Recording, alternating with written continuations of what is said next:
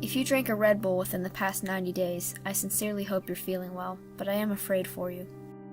I won't write my name for fear of what they'd do to me if they found out I'm writing this. I'll call myself Zed.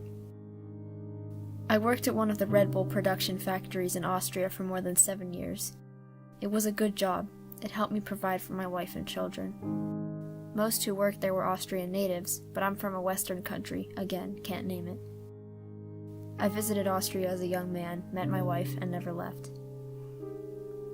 It wasn't what my family back home wanted from me, which is probably why we speak so little, but I was a high school dropout trying to find his way in life.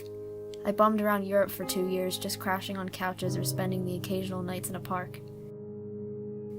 I got used to doing odd jobs for money, and blowing it all on beer. But when I met my wife, I felt something change inside me. I promised her I would no longer be the useless bastard I was before. I would hold a steady job and become a man, a good man. That is partially why I'm writing this. If I were back in the old days, I would have let this information go. It didn't affect me, so why should I care? But I'm a better person now. What I know could have a lasting impact on the lives of millions. I have no choice but to share this. Our Red Bull facility is unique in that it both produces the liquid for Red Bull and bottles it all in one place. They most likely did this to save on transportation costs. I worked in the bottling portion of the factory. It wasn't very exciting to say the least. I would stand next to a conveyor belt, the cans would move forward, the liquid would pour in, and the tops would put on at last. My job was basically to watch this whole process, day after day, and make sure nothing went wrong. And nothing did go wrong for 7 years. Sure, we had pile-ups and spills, but that was ordinary. What happened in September was far worse. The first time it came up was on a typical day. I remember making pancakes for the kids, and my wife sleepily kissing me goodbye as I left for work. Everyone was tired as usual. I took my spot on the line, waiting for the whole process to begin. Stefan, my co-worker, was oddly talkative. He was a mostly quiet man with a very private life, but today he leaned over to me and gossiped like the children did. "No bulls," he said. "Pigs this time." He spoke German, obviously, so I'm translating. Huh? No bulls for the product, the urine, I mean. They had to use pigs. He tapped his fingers on the metal of the conveyor belt. "I have no idea what you're saying." He rolled his eyes. "Urine for the product." "That's a myth," I joked at him. "No, it's true. They don't use as much as they did in the beginning, too expensive, but it's still in there. Every last yellow drop. But these, the bulls they use, weren't enough for this shipment. They had to mix it in with something else. That's why they got the pigs." He looked around and then whispered, "I heard they have something wrong with them." The conveyor began to turn on, and Stefan moved back to his station. I shrugged him off. I spent the day doing the same old thing, watching the cans and pushing my button. At lunchtime, we all went into the break room. Julia, like usual, had a can of Red Bull with her. Not only did she work here, but she was addicted to the stuff. She cracked it open with a sigh. "Fresh off the line," she said greedily, gulping it down. Luckily, I never touched the drink myself. It had a weird aftertaste I couldn't get over. Stefan was telling stories again. "These shipments are going out to North America soon. Not sure what'll happen when it reaches them. No bulls, you know, only pigs." No one was taking him seriously. 2 weeks later, Stefan stopped showing up to work. There was no explanation, no nothing. Someone who lived near him checked his house, but no one answered. It was a Thursday, I think, when Julia had her seizure. Well, that's what we thought it was. It was 4 weeks after Stefan disappeared. She flopped to the ground and thrashed like an insane person. None of us had ever experienced a seizure before.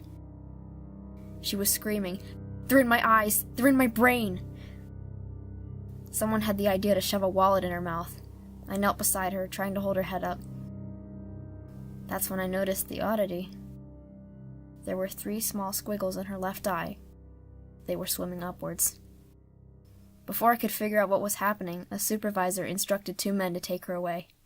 He told us she had a seizure disorder. He said it was normal, nothing to be afraid of. We didn't see Julia again. I dreamt of the squiggles in her eye. I was standing in the break room, except one of the walls had been replaced with a huge eyeball. One curly line began climbing up the eye, scooping bits of viscera as it ascended. Then 2 more followed. The lines started to come into focus. They looked more like white snakes, except blood streaked their long bodies. One of them poked its head from the wall of the cornea, staring at me with its expressionless face. It had no mouth, but I swear it smiled. I woke up in a sweat, breathing shallowly. I could still hear Julia screaming even as I was awake. "They're in my brain!" Back at work, a few others started suffering as well. It began with headaches.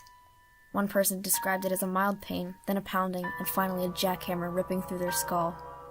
After the headache came odd vision problems. Small, oddly shaped lines would pass across the line of sight. And finally, after just a few days, full-fledged fits.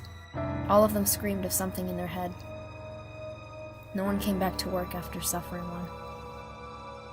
The facility started to grow dreary. People were nervous to go to work. We never knew who would be next or what was happening. Finally, the supervisors had a company meeting. I remember finding it odd that of our giant factory, only about 50% of the workers were present. Even the supervisors' numbers had dwindled. The big boss got in front of a microphone and spoke. His voice was calm, but threatening. "You may have heard a rumor of something contaminating the product. This is simply not true. You will not be infected if you drink Red Bull. No one has died from it. Any gossip about infection is a lie. If you are caught discussing the lie, you will be terminated immediately. Any questions?" The way he said "any questions" was not actually a question. It was a statement. It was a conclusion to his small speech. None of us said a word. Another supervisor stepped to the microphone. His voice was much more timid. "At this time, we are no longer allowing employees to drink product off the line. You may purchase Red Bull on your own time, but not during work. This is non-negotiable." He shook a little. After a few minutes, we were dismissed. No one spoke. But before I could leave, the big boss pulled me aside. "You're Zed from..." I edited out the country. "Yes, sir," I replied, more than a little unnerved. "How would you like to be a supervisor? Twice the pay and much less work." He faked a smile. "We need talent like yours. Plus, you speak perfect English. This is a plus for us." "I don't know what to say," I responded in confusion. The big boss pulled out a white folder. "Read what's in here. If you can accept it, then we will promote you. If you don't feel comfortable, then we'll have a conversation." He thrust it into my hands. "Now go home and get back to us tomorrow." I've not been completely honest with you, whoever's reading this. Although I do wish to hide my name, it's not because of what the company will do to me. It's because of what I will be doing tomorrow. You see, the folder they handed to me was a detailed description of how I was to take the blame for everything that happened. I was to pretend to be a high-ranking supervisor at the plant. I would admit to allowing untested ingredients into the Red Bulls that were shipped to North America. I would explain that the company had no knowledge of this and that it was my fault alone. In return, the company would pay me handsomely every month for the rest of my life. It was presented as a choice, but I knew it wasn't really. If I said no to them, the best scenario would be losing my job. The worst would be ending up like Stefan. I couldn't do that to my wife, to my kids. I wanted to be a better man, but I loved them more than I loved my own reputation. So tomorrow, in a worldwide press conference, I'm going to take responsibility for something I had nothing to do with. My name will be smearing across headlines. I will be an embarrassment. My family and I will have to move, to hide. But at least we will be safe, I hope. Before I do all of this, I want you to know what happened to those who drank the infected product.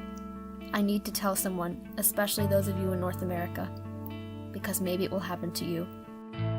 The product contains tapeworms, millions of them. They eat through your body like wolves tearing at a deer. Except these aren't the ones you may have heard of. These don't live in your stomach. They travel up to your brain. Like thin, hungry predators, they move up your body and devour the insides of your skull.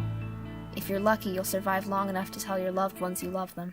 If you aren't, you'll meet the same fate as Julia, writhing on the floor in agony, watching as they swim across your eyeballs. These infected products were shipped between September and November.